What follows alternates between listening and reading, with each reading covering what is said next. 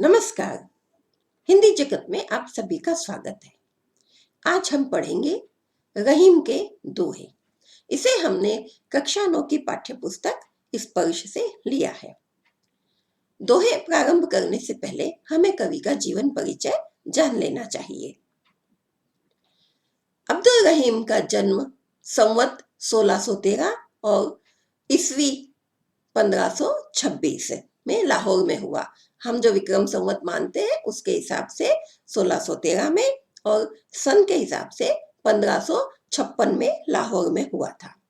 रहीम के पिता बैराम खां थे, जो मुगल सम्राट अकबर के शिक्षक और अभिभावक थे। हम जानते हैं कि हुमायूं के मृत्यु के पश्चात बाल्यकाल में ही अकबर को शासक बना दिया गया था। वे इस योग्य नहीं थे कि शासन व्यवस्था को संभाल सकते, क्योंकि वे काफी छोटे थे। इसलिए बैराम खान उनके अभिभावक बन गए थे। जब रहीम 5 वर्ष के ही थे, तब गुजरात के पाटण नगर में 1561 में उनके पिता बैराम खां की हत्या कर दी गई थी। रहीम का पालन पोषण अकबर ने अपने धर्मपुत्र की तरह किया। शाही परंपरा के अनुसार रहीम को मिर्जा खां का खिताब दिया गया, यानी उपाधि दी गई। अकबर ने अपने समय की सर्वोच्च उपाधि मीर अर्ज से भी रहीम को विभूषित किया, अर्थात मीर अर्ज की उपाधि भी उन्हें दी गई। 1584 में अकबर ने रहीम को खान खाना की उपाधि से सम्मानित किया। रहीम का देहांत 71 वर्ष की उम्र में 1627 में हो गया था। जीवन परिचय के पश्चात में हम उनकी भाषा शैली जान लेते हैं। रहीम ने अवधी और ब्रज दोनों ही भाषा में अपनी कविता लिखी है, जो सरल, स्वाभाविक और प्रवाहपूर्ण है। इनके काव्य में श्रृंगार, शांत तथा हास्य रस मिलते हैं। दोहा, सोरठा, बरवे, कवित्त और सवैया उनके प्रिय छंद हैं। इनकी भाषा अत्यंत सरल है। भक्ति, नीति, प्रेम और श्रृंगार का सुंदर समावेश हमें इनको देखने को मिलता है।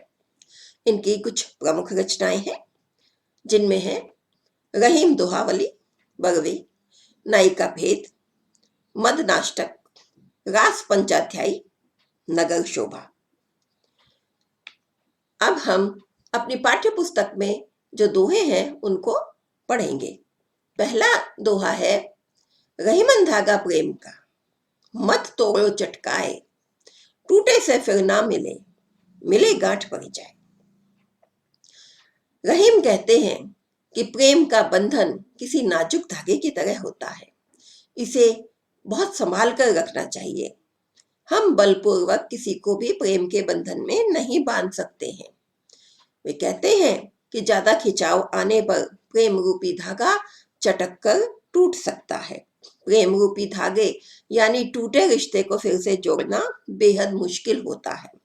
यदि हम कोशिश करते हैं इस प्रेम के रिश्ते को वापस से जोड़ने की, तब भी लोगों के मन में कोई ना कोई शक, संदेह या कसक रह जाती है।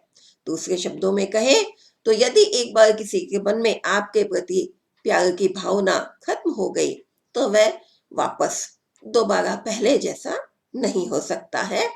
वह भावना पहले जैसी व्यक्त नहीं हो सकती है। कुछ ना कुछ कमी अवश्य रह जाती है।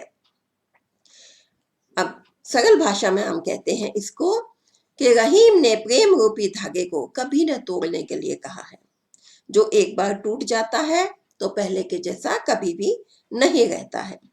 प्रेम रूपी धागे को यदि कोशिश करके जोड़ने की कोशिश करें तो भेद रूपी गांठ अवश्य रह जाती है। उसमें पहले जैसी सरलता या सहजता नहीं रहती है। यहाँ पर आप एक शब्द देख रहे हैं, चटकाए। ये बताता है, चटकाए शब्द हमें बताता है कि झटके से तोड़ना या बिना सोचे समझे तोड़ना। यह इस बात को प्रकट करता है। जब कोई व्यक्ति किसी दूसरे व्यक्ति से किसी भी कारण से लड़ता झगड़ता है, तो एकदम आपसी संबंधों को तोड़ देने के भाव से युक्त होकर पुराने संबंधों को मिटा देता है, तब वह अधिक सोचता विचारता नहीं है। प्रेम हमेशा आपसी लगाव विश्वास और आकर्षण के ऊपर आधारित होता है। यदि किसी भी वजह से यह विश्वास टूट जाता है तो पहले जैसी स्थिति कभी भी नहीं बन पाती है। हम लाख कोशिश कर लें लेकिन पहले जैसी स्थिति कभी भी नहीं हो पाती है। इसीलिए कबीर रहीम हमको कहते हैं कि हमें प्रेम रूपी धागे को कभी भी नहीं तोड़ना चाहिए, बल्कि हमेशा इस विश्वास को बनाए रखना चाहिए। यदि यह विश्वास एक बार टूट गया तो पहले जैसी स्थिति कभी भी नहीं बन पाएगी। हम कितनी भी कोशिश क्यों ना कर लें, कोई ना कोई गांठ, कोई ना कोई कसक उसके अंदर रह ही जाती है।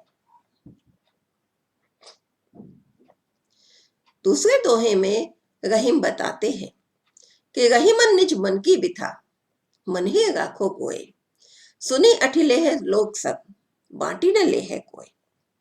यहाँ पर रहीम हमको बताते हैं कि हमें कभी ना कभी कोई ना कोई दुख अवश्य होता है। हम सामाजिक प्राणी हैं, कभी कभी हमारे मन में कोई दुख व्याप्त हो जाता है तो हमें वो दुख अपने स्वयं तक ही सीमित रखना चाहिए, किसी को भी नहीं बताना चाहिए। हमारे मन में जो व्यथा है, जो दुख है, जो कष्ट है, उसको स्वयं तक ही रखना चाहिए, किसी को भी नहीं बताना चाहिए।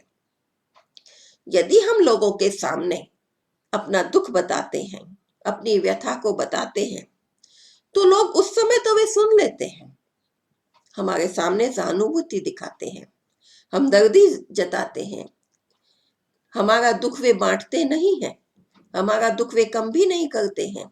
लेकिन जैसे ही हम अपना दुख उनको सुनाते हैं, सामने तो वह सहानुभूति दिखा देते हैं, लेकिन जैसे ही हम पीठ फेरते हैं, उनकी तरफ से पीठ घुमाते हैं, वे पीठ पीछे हमारे ऊपर हंसते हैं। इसलिए अपने दुख को अपने तक ही सीमित रखना चाहिए। कोई भी उस समस्या का समाधान नहीं करता है, बल्कि लोग हमारी मजाक बनाते हैं, हम पर हंसते हैं। तो रहीम बताते हैं कि अपने मन का दुख हमें स्वयं तक ही सीमित रखना चाहिए। लोग खुशी तो बांट लेते हैं, लेकिन जब बात दुख की आती है तो वे आपका दुख तो अवश्य सुन लेते हैं, लेकिन उसे बांटते नहीं हैं, अर्थात उसे कम करने का भी प्रयास नहीं करते हैं, बल्कि आपके पीठ पीछे वे आपके दुख का मजाक बनाकर हंसी उड़ाते हैं। इसीलिए हमें अपना दुख कभी भी किसी को नहीं बताना चाहिए। अगले दोहे में रहीम बताते हैं, एके साधे सब सधे, सब साधे सब जाए, रहीमन मूल ही सींची बो, फूले फले अघाए। रहीम कहते हैं एक बार में एक ही काम करना चाहिए, हमें एक साथ कई काम नहीं करने चाहिए। ऐसे में हमारे सभी काम अधूरे रह जाते हैं और कोई भी काम पूरा नहीं होता। एक काम के पूरा होने से कई काम खुद ही पूरे हो जाते हैं। जिस तरह किसी पौधे को फल फूल देने लायक बनाने हेतु हमें उसकी जड़ में पानी डालना चाहिए, हम उसके तन या पत्तों पर पानी डालकर फल प्राप्त नहीं कर सकते हैं। ठीक इसी प्रकार हमें एक ही ईश्वर की श्रद्धा पूर्वक आराधना करनी चाहिए, भक्ति करनी चाहिए। अगर हम अपनी आस्था रूपी जल को अलग अलग जगह व्यर्थ बहाएंगे तो हमें कभी भी मोक्ष प्राप्त नहीं होगा। तो यहाँ पर वे बताते हैं कि हमें एक काम को सिद्ध करने के लिए एक बार में एक ही काम करना चाहिए। वे कहते हैं कि एक परमात्मा को पा लेने से अन्य सब सांसारिक उपलब्धियां हमें अपने आप ही प्राप्त हो जाती हैं। यदि परमात्मा की भक्ति नहीं की और अन्य सांसारिक वस्तुओं को पा लिया तो ये सब उपलब्धियां परमात्मा के अभाव में कुछ भी काम नहीं कर पाती हैं। रहीम बताते हैं कि जैसे वृक्ष को फल फूल देने लायक बनाने के लिए हम उसके तनों या पत्तों पर पानी नहीं डालते हैं, हम उसकी जड़ में पानी डालते हैं, उसके मूल में पानी डालते हैं, तभी वह वृक्ष फल फूल देने लायक बन जाता है, हरा भरा हो जाता है। ठीक इसी प्रकार से हमें एक ही ईश्वर की आराधना करनी चाहिए। यदि हम एक ही भगवान की आराधना करते हैं, भक्ति करते हैं, तो फलस्वरूप हमारे सभी काम स्वयं ही सिद्ध हो जाते हैं। अगले दोहे में बताते हैं कि चित्रकूट में रमे रहे रहीमन अवध नरेश, जा पर विपदा पड़त है सो आवत यह देश।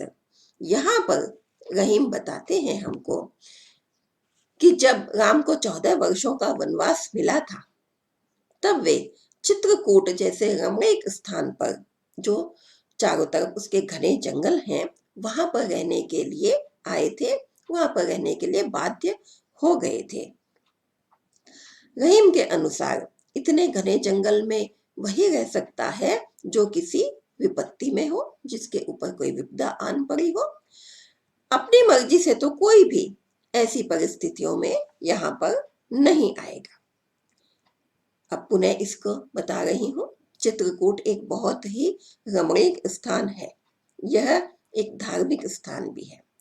तो जब अयोध्या के राजा राम को 14 वर्ष का वनवास मिला था, अवध नरेश यानी कि अयोध्या नरेश, अयोध्या के राजा राम, जब उनको वनवास दिया गया था 14 वर्ष का, तब वे चित्रकूट जैसी रमणीक और धार्मिक स्थल पर आकर रह गए थे।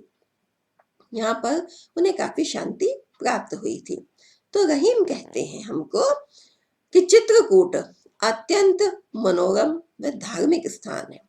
जिस पर मुसीबत आती है, वही शांति प्राप्त करने के लिए इस प्रदेश की ओर खींचा चला आता है। अयोध्या नरेश राम पर भी जब मुसीबत पड़ी, अर्थात उनको वनवास मिला, तब वे राजपाट छोड़कर चित्रकूट स्थान के ऊपर आ गए थे और उनका वहां पर मन भी लग गया था। ये आज आपने 4 दोहे पढ़े हैं। अब इनकी जो भाषा शैली है उसके ऊपर एक बार विचार कर लेते हैं। इन सभी दोहों में छंद का प्रयोग किया गया है, दोहा छंद का प्रयोग किया गया है। सरल, सहज और प्रभावशाली ब्रज भाषा का प्रयोग भी किया गया है। अब इसी से संबंधित, इन 4 दोहों से संबंधित आपके जो कुछ प्रश्न हैं, उन पर एक बार दृष्टि डाल लेते हैं।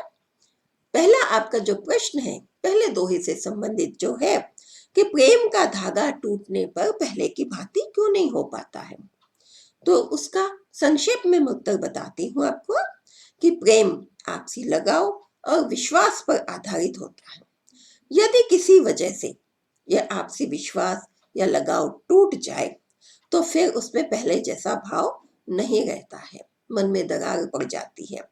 जिस प्रकार सामान्य धागा टूटने पर जब उसे वापस से जोड़ा जाता है तो उसमें एक गांठ पड़ जाती है, ठीक उसी प्रकार प्रेम रूपी धागा भी वापस से नहीं जोड़ा जाता। यदि जोड़ने की कोशिश भी करते हैं तो उसमें संदेह की गांठ रह जाती है। दूसरा प्रश्न है आपका कि हमें अपना दुख दूसरों पर प्रकट क्यों नहीं करना चाहिए। आप जानते हैं, अभी आपको बताया है कि हमें अपना दुख दूसरों के सामने प्रकट कभी भी नहीं करना चाहिए, क्योंकि लोग हमारी सहायता नहीं करते हैं। हमारे सामने तो वे लोग हमदर्दी दिखाते हैं, हमें सहानुभूति दिखाते हैं, लेकिन पीठ पीछे वे हमारी मजाक बनाते हैं, वे हमारे दुख दर्द को कभी भी कम नहीं करते हैं। आपका तीसरा प्रश्न था कि एक को साधने से सब कैसे सध जाता है।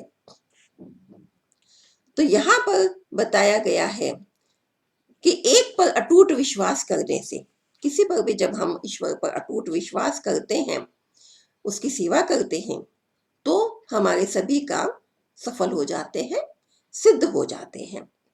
एक ही परमात्मा की जब आराधना करते हैं, उनकी भक्ति करते हैं, तो सांसारिक उपलब्धियां हमें स्वयं ही प्राप्त हो जाती है। जैसे पेड़ की जड़ में पानी डालने से पूरा पेड़ हरा भरा हो जाता है, फल फूल देने लायक हो जाता है, ठीक उसी प्रकार से ईश्वर की आराधना करने से सांसारिक उपलब्धियां हमको प्राप्त हो जाती है। अब एक प्रश्न है आपके इसी दोहे से संबंधित कि अवध नरेश को चित्रकूट क्यों जाना पड़ा था।